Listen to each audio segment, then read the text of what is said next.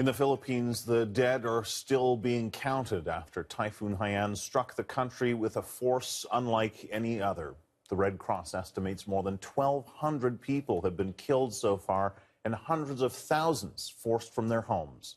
Prime Minister Stephen Harper expressed his sympathies as the Filipino community here in Canada anxiously waits for news of family and friends.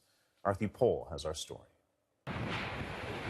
Entire villages ripped apart by devastating winds, homes destroyed, trees and debris scattered everywhere. Destruction so quick bodies lie in the streets, particularly in the province of Leyte, hardest hit by Typhoon Haiyan. The devastation is, I don't have the words for it. It's really horrific. It's a great human tragedy. It's believed to be the strongest tropical cyclone to make landfall. The heavy rains swamped coastal villages.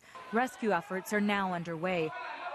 Supplies are scarce, and in some areas, looting has become a problem. The situation is getting worse here in Tagbilaran, Bohol.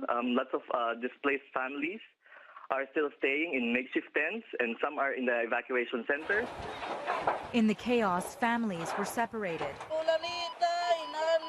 She says, "My father, mother, and my child are missing. I accidentally let go of my child's hand." Communication has been cut off as the storm knocked out power in several provinces.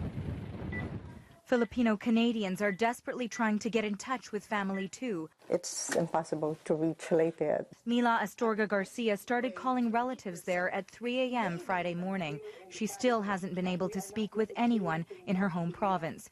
36 cousins and one elderly aunt, all out of reach. It devastates me. I keep on worrying all the time. Biggest typhoon in the world this year. This radio show in Toronto is urging its listeners to send aid fast. Listeners, please, please donate. In Winnipeg, an event was held today to raise funds for supplies.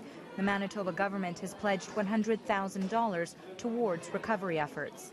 They need medicine, their bottled water, and we're accepting here in the center right now financial donations and also the groceries, canned goods. With the number of dead rising and number of displaced families growing, aid groups say they'll need all the help they can get.